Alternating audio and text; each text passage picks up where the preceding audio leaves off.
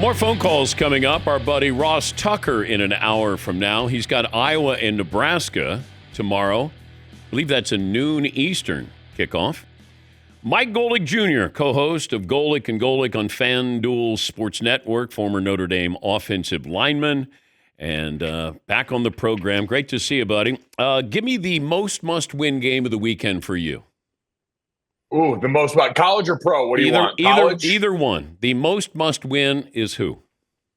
I would say the most must-win this weekend to me feels like the game for Ryan Day. Like Ohio State's accomplished a lot. This team would still be in the playoff even with a loss, but considering the recent run they've been on and everything else that's finally mounted in his favor, this is kind of the last remaining box to check. And it's strange because this year I feel so much better about Ohio State provided their best wide receivers are healthy, even though last year going into this game, they were favored by more. It was a far worse Michigan team than the one they're going against this year. But I just think the matchup in a bunch of the key areas, specifically Ohio State's defense and what Matt Patricia has done versus a freshman quarterback for Michigan, even at home where he's been better this season, it feels like a tough one. So I think if you're Ryan Day, hey, you've got the fan base back on your side after the run you went on last year. If you really want to stamp your place now in the lore of this rivalry and at the helm of this team, I think you got to win this weekend. Can you imagine if Michigan won?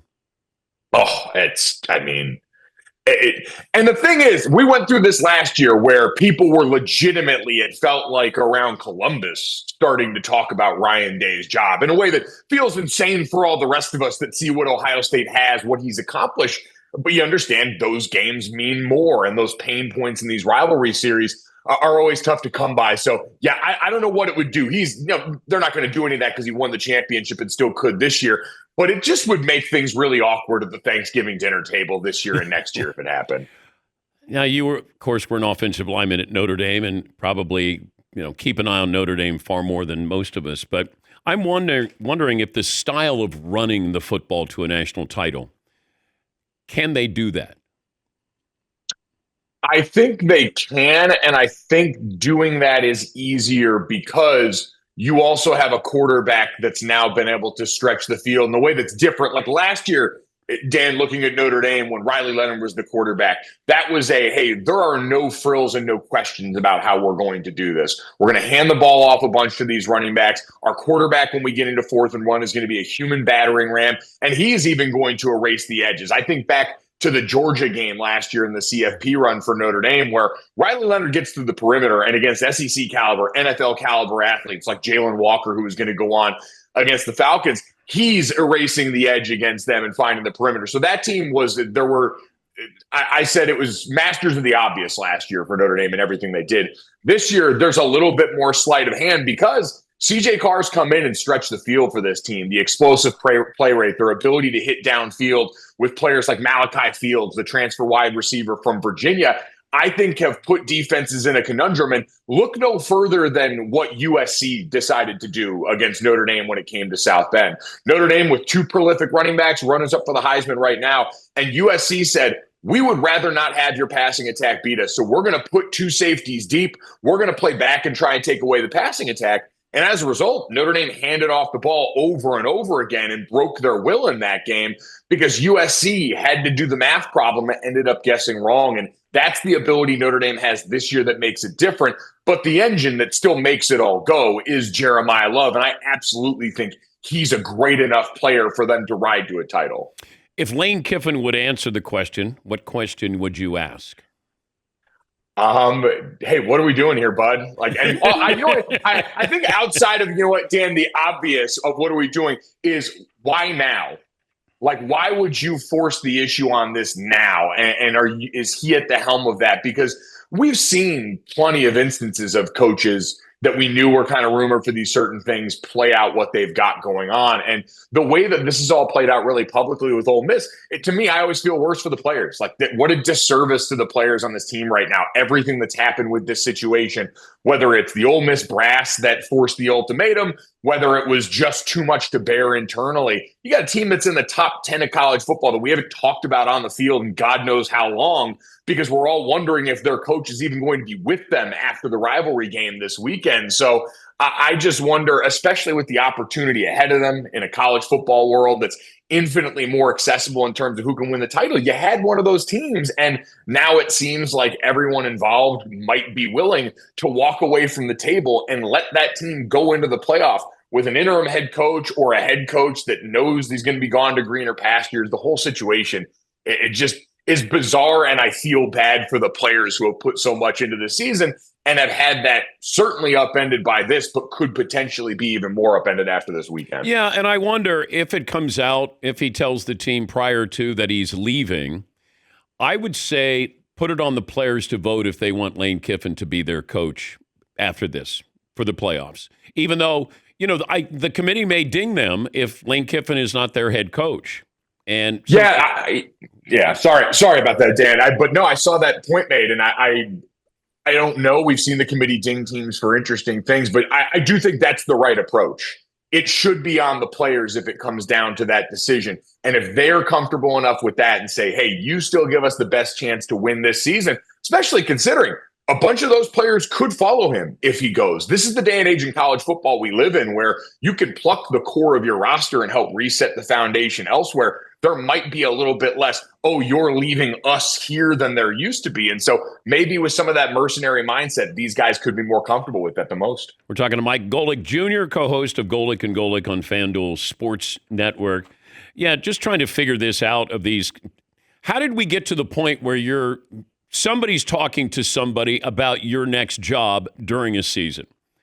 I know it happens, but why did it have to happen this way? Why couldn't this wait until the end of the season, or at least when you get into, the playoff? I don't know. It feels like coaches don't want distractions, but the coaches created the distraction. And that's what, there has to be a better way to do this, Mike.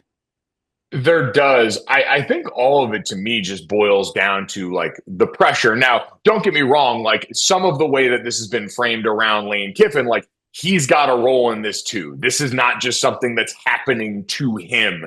So I don't want to use this as a way to make him a victim of circumstance that he is at least in part helped create. But I do think this all stems from the pressure to win now in college that leads to the massive buyouts that we've seen, because all these coaches understand, hey, especially in this day and age where you can come in and overhaul a roster in 1 year with the portal, I got to come in and show you results now, because if not, in 2 or 3 years at these places, you wind up like Brian Kelly having to fight for your buyout with the school that's trying to go back and fire you for cause for ways that don't make sense. And so what does that mean?